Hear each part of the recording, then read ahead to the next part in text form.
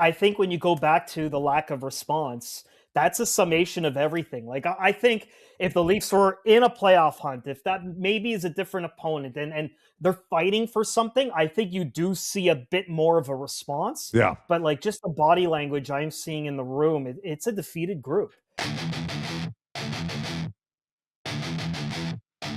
Clearing the crease. Oh. Clearing the crease. Hey, hey,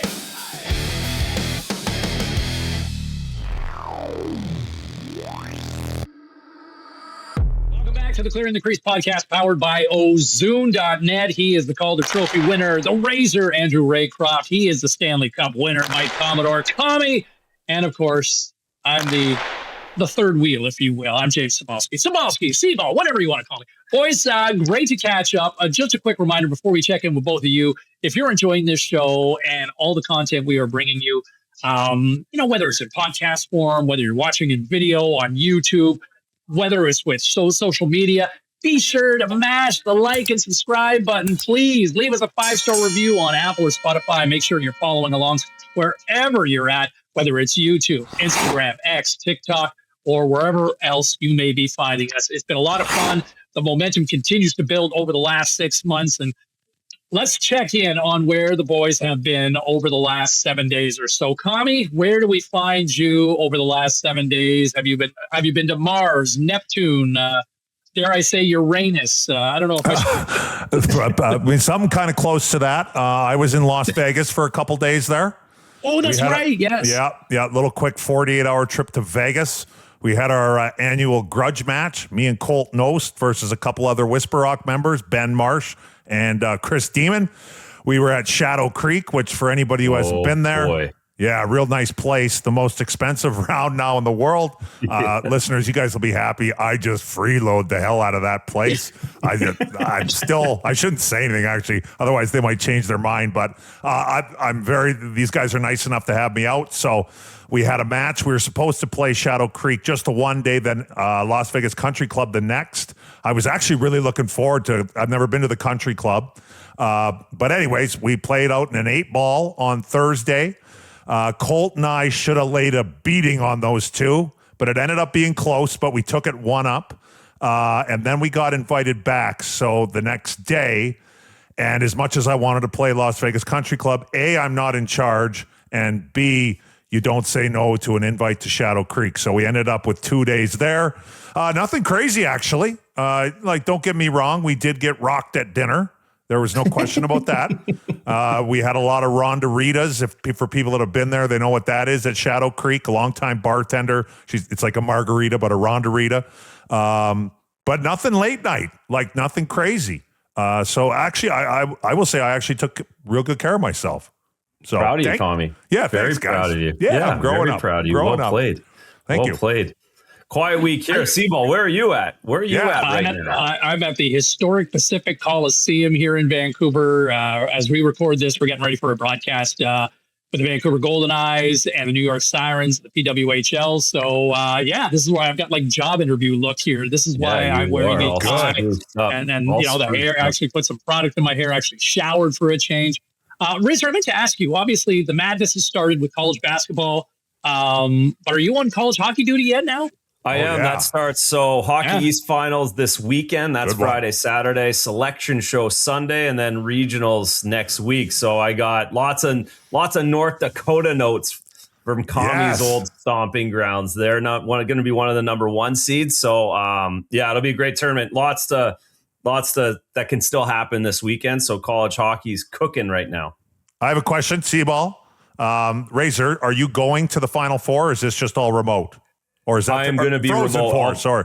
Yeah. If I said that, oh my God, the people in Minnesota and North Dakota would chase me down with bats if I ever say Final Four. It is Frozen Four. Frozen Four, that's my bad. My bad. No, I think we were obviously trying to work our way into Vegas and making that trip, but as of now, I think I'm stuck in the studio, and Butchie and the boys will be out playing Shadow Creek all week with you. Oh and Cole. Okay, well, if something changes, you let me know. I mean, be the first to know, Commie, believe me. Okay, good. I'll be in the truck, and I'll be there in 5 hours. Exactly. Short drive.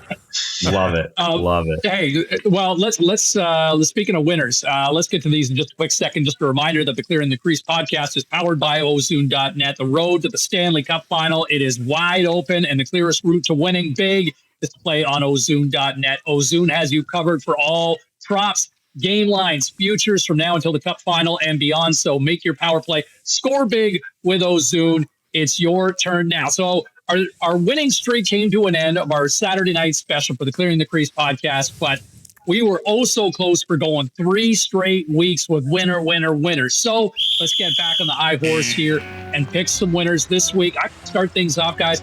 I'm going with the Blue Jackets. I think their footsteps or their skating strides right now have everybody nervous in the East. So give me the Jackets to take care of the Kraken on home ice on Saturday. What you saying? I'm taking the Kings over the Buffalo Sabres. Kind of a little out there. The Sabres, of course, are the best team in the National League right now, as hot as anything. But they've got LA. It's an afternoon, 1 o'clock start Pacific time. Buffalo's been out there a little bit. LA needs it. They need to get in the playoffs to take out the Kraken. I'm taking the Kings, upsetting the Sabres at home on Saturday afternoon.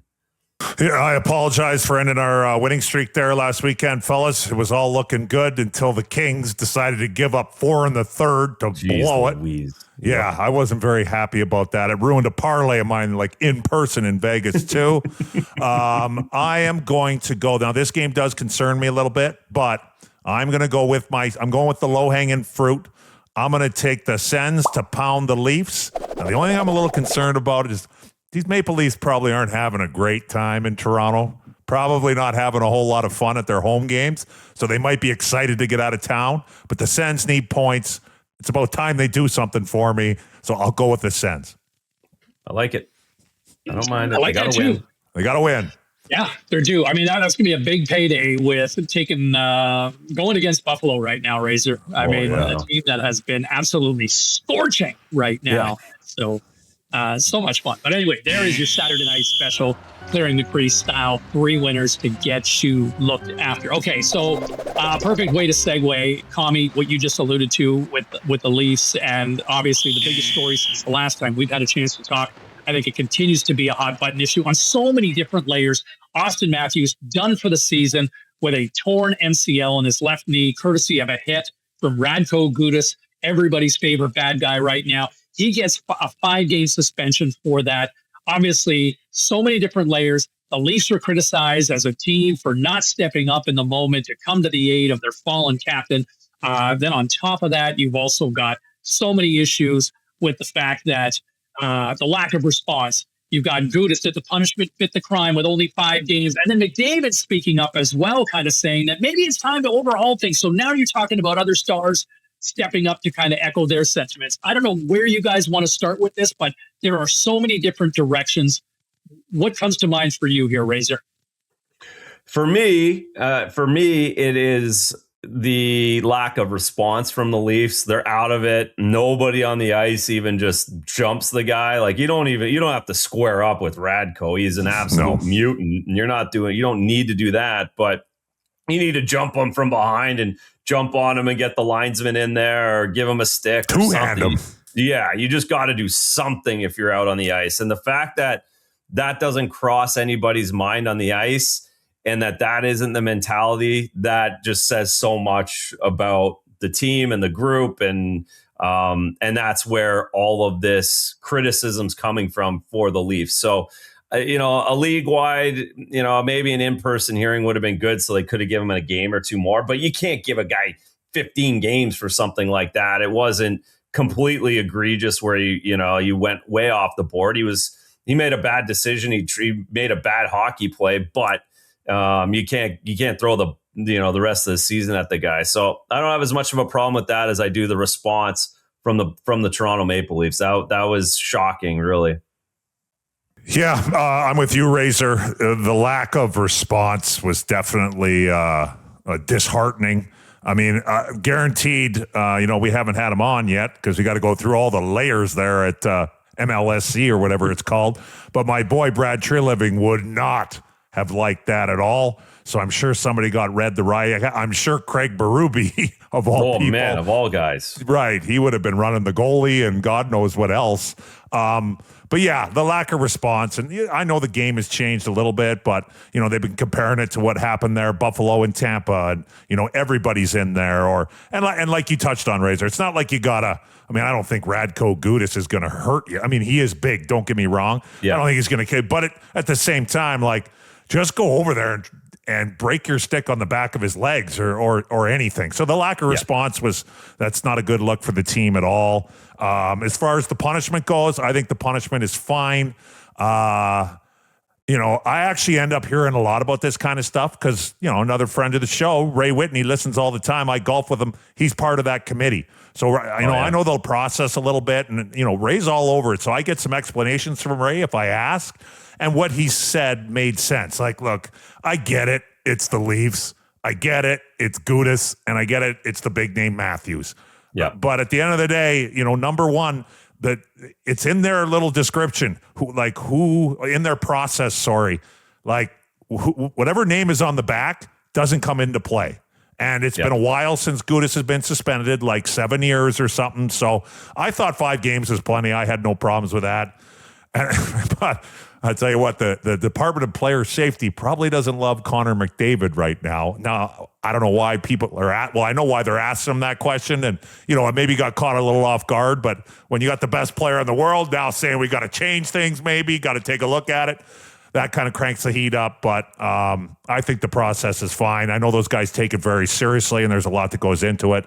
So lack of response for me, and the rest of it I'm fine with.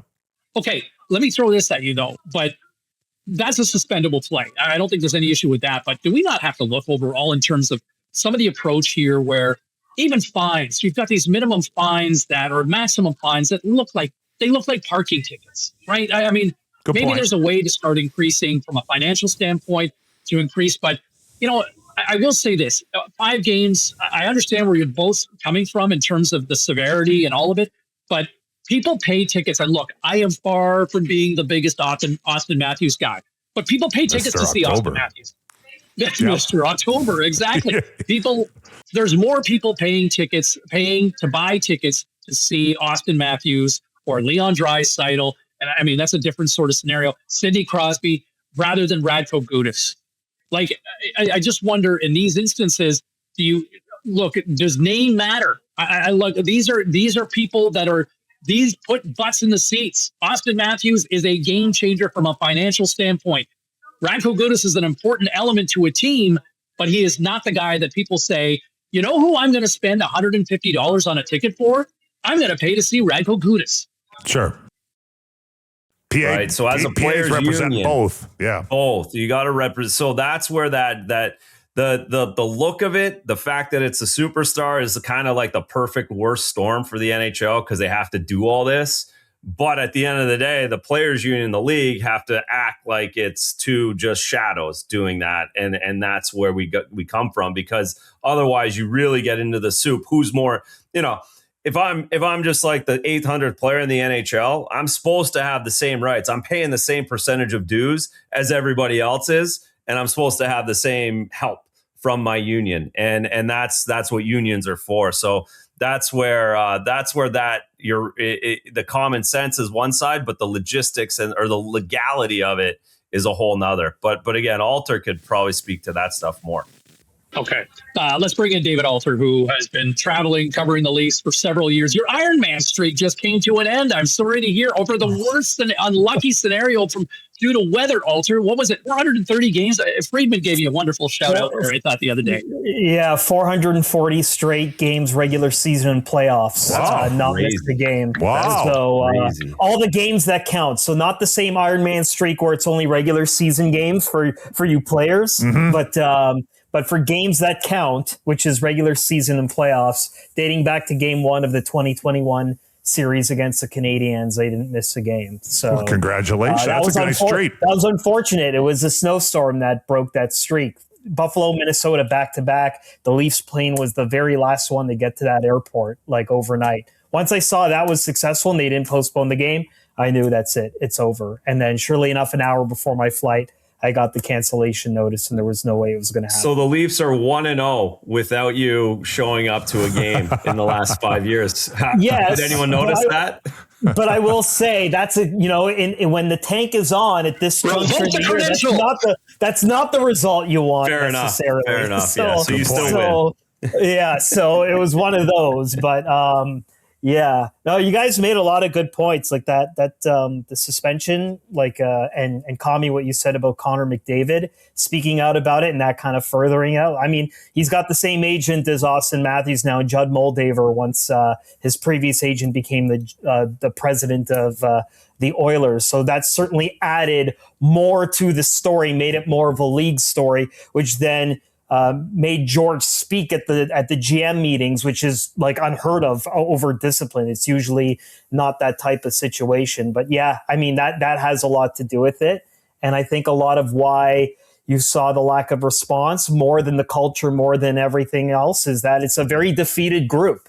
Like, they're just not getting through the adversity that they're facing for the first time. And it just seems like little issues, they're just not pushing through. And it's snowballing. And what you saw was, well, a shrug shoulder kind of reaction in that moment. And that's really the sad state of the Leafs right now. They can't wait to get to the golf course. I would say, Dave, if you could pinpoint one or two, what's gone wrong?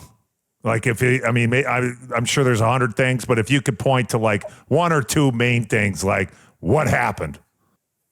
This has been the most absurd season when you look back on it in terms of things that happened to the Leafs that just kind of set them back inexplicably. So like right out of training camp, you had Joseph Woll needing to take a leave of absence, and that kind of came out of nowhere. So they kind of had to ride Anthony Stolarz for a high workload than normal. Then you have Anthony Stolarz calling out the team and the way the team's playing in front of him in early November. Yep. Like it was kind of early for something like that even someone like me, I thought it might be a little early, that if you're doing this and it backfires, it can really go off the rails. And it did. So you had that. You had, other injuries happen to core players. Mark Savard.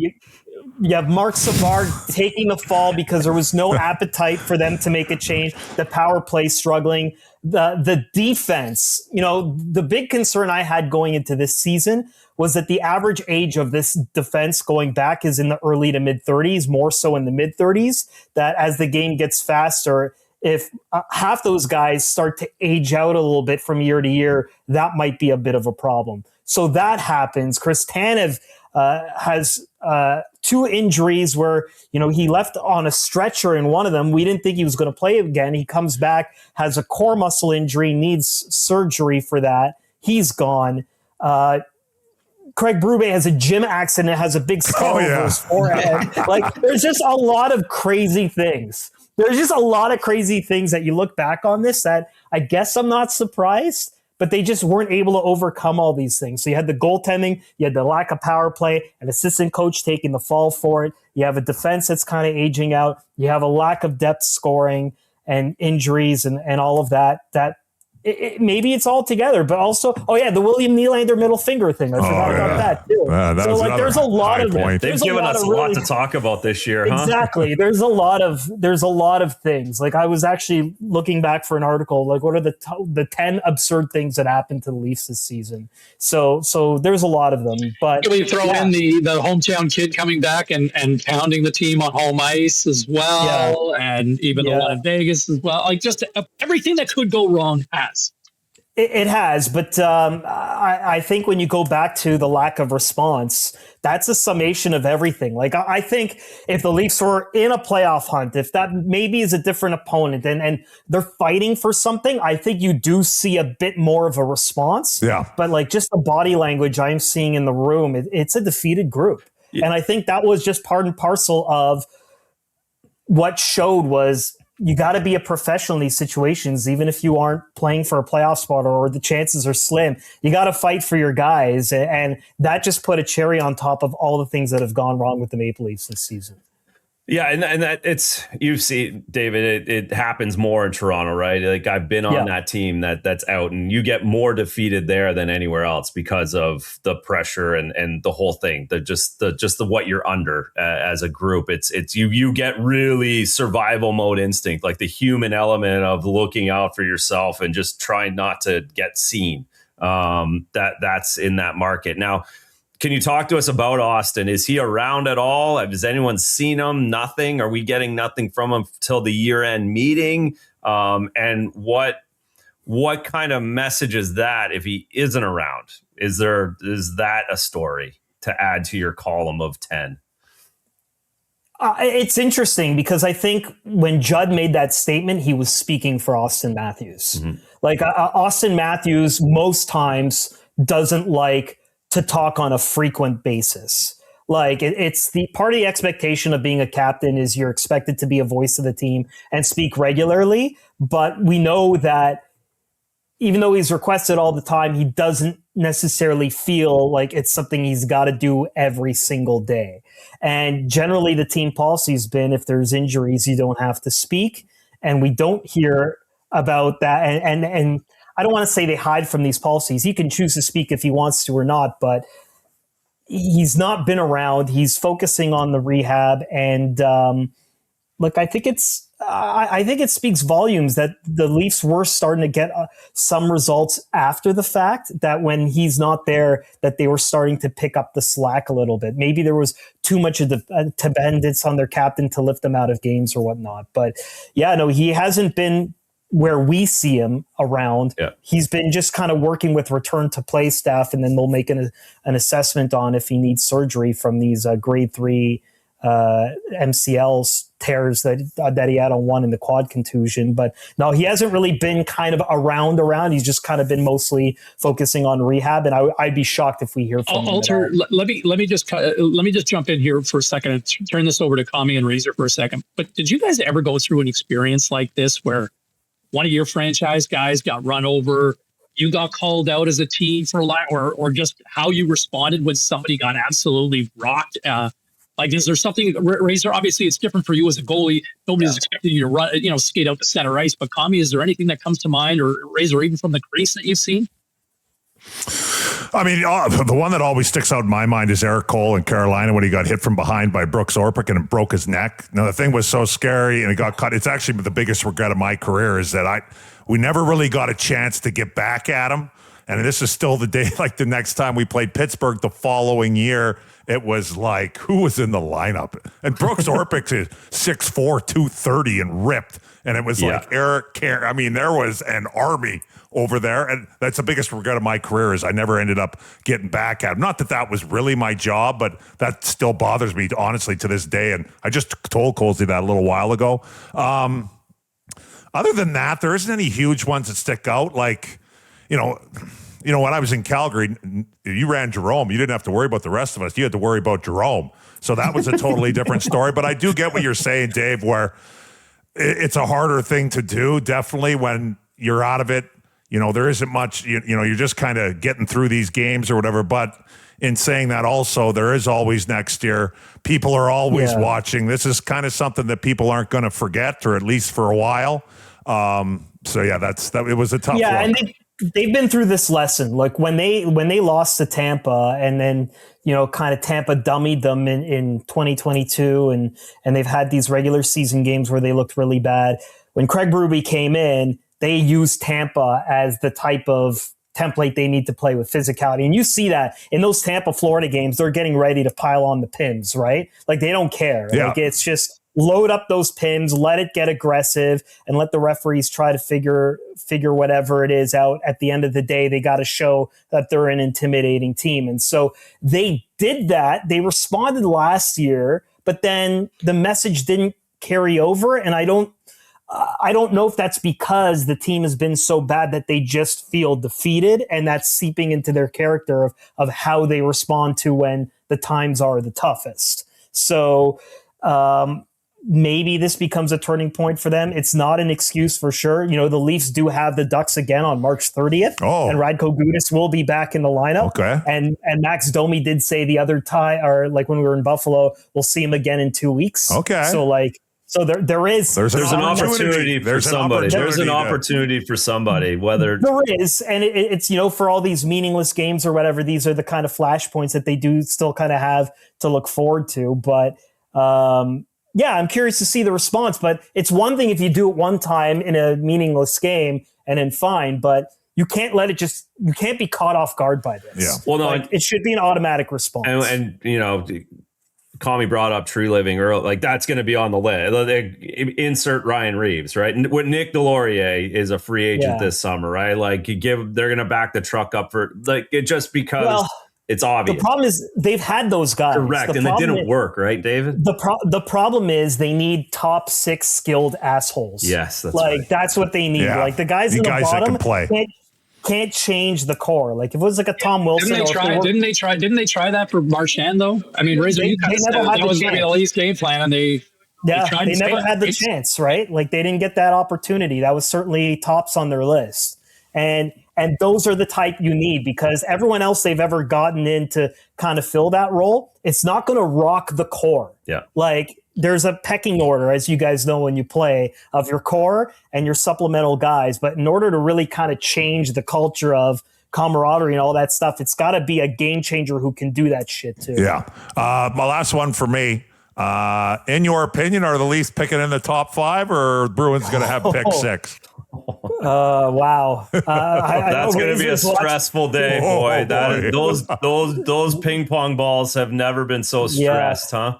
Yeah, so I mean, points percentage wise, they're 6 right now. They're like 6-7. Yeah. So, and then they're that, and it's a top 2. It's too bad it's not the top 3 anymore, but maybe for the Leafs it's better. The top 2 get drafted, right? And the Islanders moved from 10, I think it was 10 or 9 to 1 last year. So it is going to be tough. The only way they can guarantee they keep the pick is if they finish in the bottom 3, and it doesn't look likely there. But bottom 5 means they're in that like hope, likely that they potential. Keep it. But they, like this is a tough one, because if they don't keep this one, you know, and they flip, they got to be good the next 2 years, because both the following years become unprotected. So like, you might be able to get 5, but then what if the next 2 years are worse? Like you just don't know. Like you really have to bank on a Bruins like retool, like what you saw with what the Bruins did with the Leafs picks, or the trades anyway that they made last year. It's crazy how fast things can change. Yeah. It's crazy. No kidding. Alter, thanks for this. Anything you want to plug on the way out? No, just keep placing those wagers on Ozune. Yes. And keep checking out the lineups. Definitely. There you go. Thanks, Dave. Please come back soon, all right? Thanks, man. You got it. Appreciate it. Thanks, man. There he is. Thank you. David Alter, one of the best covering the Leafs all season. The Iron Man streak coming to an end after well over 400 games, but still grinding after what has been just one of the wildest seasons in Maple Leafs history, in recent history. God. And that's saying something, because we've seen a lot over the last 60 years. Moving on to another star out for the rest of the year, Leon Draisaitl. Razor, I want to start with you on this one, because they've been your ride or die, right? You leaned into the Oilers, you stayed the course, no matter how much they've struggled. Can the Oilers withstand the loss of a 100-point guy and one of the top 5, one of the top 3 best players in the world right now? Like, how, for a team that's been having a hard time keeping their head above water, how do they do it without Leon? They're still in a decent place this week. They beat San Jose this week. That's huge, 4-point difference for them. They're in a position where the math still works. Like they could go one game over 500. It should be more than enough points to get in.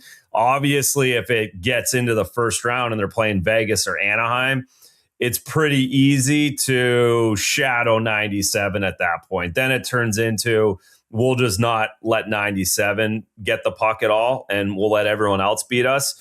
That gets difficult. So if he's out 4 games of the first round, I think my ride or die is a little more nerve wracking. But I regular season wise, I'm not concerned, because I think 97 can still do enough on his own through the regular season to get them in. I'm with Razor on this one too. You know, when I look at these kinds of things, it's a hell of an opportunity for somebody else on the team to get some major minutes and some big time minutes. So we got lots of minutes on the power play. We got lots of top end minutes. So who that is, I don't know. Whether it's maybe a Roslovic. You can move him all over the place. What a break for Jason Dickinson, right? 100%. How big does that trade look? Yeah, how big does that trade look now? Yeah, exactly. So it's a great opportunity. I'm not ride or die the Oilers like Razor is, but I still definitely think they got enough. I love Leon Draisaitl. He's one of my favorite guys to watch, but I think the Oilers have enough to get through it. Now, hopefully he's back for game one of the playoffs because they definitely need him then, but I think they can get through this. Yeah.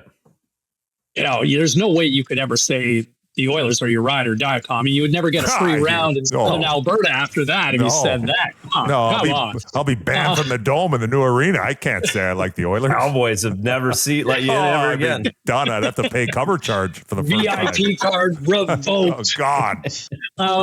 Hey, you know what? Every week over the last month or so, we introduced a fun segment. We started when we first launched the show, the Clearing the Crease podcast. We started with a fan question of the week. Kind of got away from it for a couple of years, and we brought it back here over the last month, and there have been some great questions. If you want to chime in wherever you are watching this on social, use the hashtag AskCTC. We'll find it, whether it's on YouTube, Instagram, X, TikTok, wherever, and we just might pick your question. So this one coming from Alfie's Mullet. I like this one. Guys, what are the best and worst pranks you've seen as a pro? Courtesy of Alfie's Mullet. God. Anyone stick out? Oh, there's tons. Best, worst. Okay, I'll go first because I don't have much, Razor, and you can bring it home. I can't think of anything personally. The two that always pop up, and it has nothing to do with me, but Ray Whitney's got a great story about when he was in Florida, and his dad was a former Edmonton police, and they had these pellets or whatever that you put in. You'd like put it in to see once they get like moisture or touches, your skin turns blue. So like if you're touching things you shouldn't. And I guess, I don't want to tell secondhand stories, but Ray put it in some guys like skates, helmet and stuff like this. And guys went out for practice. He practiced quick in Florida, then took off. And I guess he said guys were coming out of the rink and I think they were either blue. No, they were purple. So he said guys were taking their gear off. Their feet were purple. They had to, they're in Florida, right? They're wearing flip-flops. They got like a purple line over their head. And I guess it doesn't come off for a couple days. Like you really got to scrub it. So I can't tell the story nearly as well as Ray. That one comes to mind. And then another one that I laugh at because it pops up online is when Reeves, I've never met Ryan Reeves. He seems like a great dude.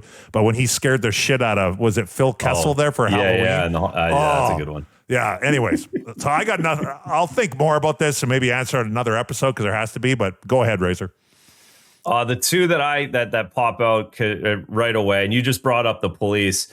End of the year, one year we got hotel rooms and we got the conference room in one of the hotels, local hotels. I won't even say the team because it's probably get somebody in trouble. But guys are playing cards and they're playing poker and there's a bunch of cash on the table and everyone's hanging around.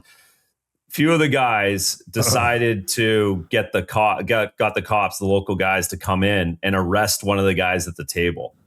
And the guy they arrested was so panicked. Like he was one of the straight age guys, but he's at the table. He's got like a pound of cash in front of him. There's like everybody's doing whatever at the end of the year in this room. The cops come in and handcuff him and walk him out of the room.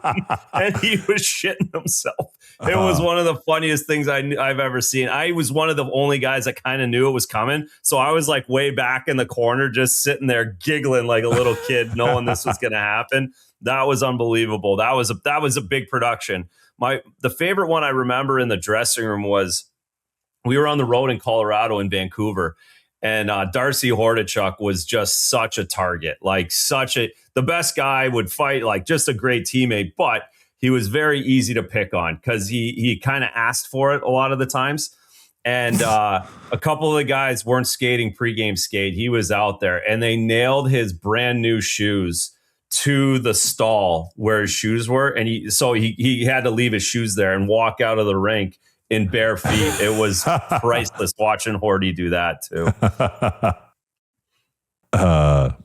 I think I've told this story before, but Darcy Hordichuk, during the season that they canceled the year in 04, 05, Yeah. Darcy got his real estate license, I think in Nashville. He had the greatest business card ever designed. I'll never forget running into him in the Byward Market. And we were all out for drinks one night. He handed me a business card. It was like a great, like high gloss, high end upper deck style card. It folded open. Great picture of him with the Panthers. It was, I can't even imagine how much money he spent on these business cards. And then got a few more years in the NHL as a result. So he was always up to something. He was always up to something. It's great. We should have him on the show. Oh, we should. Do you want to hit Don't Puck It Up? Yeah. Yeah, sure. All right. Here I got one. Mine is to the Hockey Hall of Fame, or whether it's USA Hockey. My Don't Puck It Up is, don't give the golden goal puck back to Jack Hughes. Jack came out recently saying he's pissed off he doesn't have it. Look, it's a team game. That is a huge international victory. I get you scored the goal, and I get in a professional sense in a regular season game in the NHL or even a playoff, you want that sort of moment. But this is just next level. This isn't a different stratosphere type of moment. This is an international event. This is an international moment. And it's more, I think, for your club, for your country, than it is from a club moment. So I think that is a moment that should be shared for everybody, as opposed to you just putting that puck in your pocket or putting it in your mantelpiece at home. That, to me, don't puck it up, Hockey Hall of Fame. Hang on to that puck. Don't give it to Jack. I have a question. Where's Crosby's puck? Hall of Fame? Does anyone know where it is? I'm curious to find out. That's all. I'm just curious. I meant to Google that, and that is terrible. It's probably in the Hockey Hall. It's probably in the Hockey Hall of Fame. I'm going to laugh if he has his pound sand, Jack. You're not getting it. I'll take it back. I will take it back. Yes. I'm going to stick kind of on the same lines a little bit. Don't puck it up. NHL Department of Player Safety. Like we just chatted about a little bit earlier, George Perro spoke. I have a ton of respect for George. They've got and I don't know everybody who's on that committee, but I know Ray Whitney's there. I know Getzlaff is there, and there's a couple others. Hey, look, this is the process. You like the process. You're confident in your process. Don't puck this up and let the big-time media and the Leafs media, get in your way and change the way you do things. This is how you're supposed to do it. Stick with your guns. Don't puck it up. I like it, Commie. I like it. Maybe just a thought. Okay. So maybe sometimes worth a fresh set of eyes maybe a 5-year term or a 4-year term. They do have fresh sets of eyes in there. Or are you talking about the head guy? The head guy. Well, he takes it on the chin for everybody. He takes it on the chin for everybody else. Yeah. But I get what you're saying. But there are new people in that. Ryan Getzlaff's a fresh set of eyes this year. And maybe I hear what you're saying. Maybe put a superstar on it or something like that. Maybe, I don't know. The international hockey. We got international hockey. Don't puck it up. We've got the next 4 years planned out. Calgary, Edmonton. Oh yeah, that's right. Big deal. That's a big deal. Great job by the NHL moving it out west. Probably should have. I'm interested to see how this goes in Czechia. How they get to Prague and how they do that, but. Great job. I'd take a Prague assignment. Oh yeah. Don't Prague fuck that up. Fun, get that job. That's a good one to get. But great job by the league. So it's kind of the opposite of the don't puck it up. They did a good job not pucking up national hockey. They've got it in a good place. I think it's going to be awesome in Edmonton. It's great for everyone. The timing, the whole thing. So great job by them and getting more teams in. So that's good on the NHL. Good on international hockey. I like it. All right. They're giving us to go home. By the way, Sid's goal is in the Hockey Hall of Fame. Okay, it is. Okay. Golden goal. Hey, tough luck, Jack. Should have grabbed it right away. Tough luck. There you go. Thanks for having my back there, Commie. That's Unlike right. the Leafs with Austin. Thanks, Commie. I appreciate that. Hey, remember to like and subscribe on YouTube for more Clearing the Crease content powered by Ozune.net. You can follow along Apple, Spotify, X, Instagram, TikTok, because the road to the Stanley Cup is wide freaking open, and the clearest way to winning big is to play on Ozune.net. Ozune's got you covered for all props, game lines, futures from now until the Cup final and beyond. Make your power play, score big with Ozune. It's your turn now. And my next turn, I promise I will have my better recording equipment as opposed to what I got through this episode with. He's Commie, he's Razor, I'm Sobalski. We will see you next week right here on the Clearing the Crease podcast powered by Ozune.net.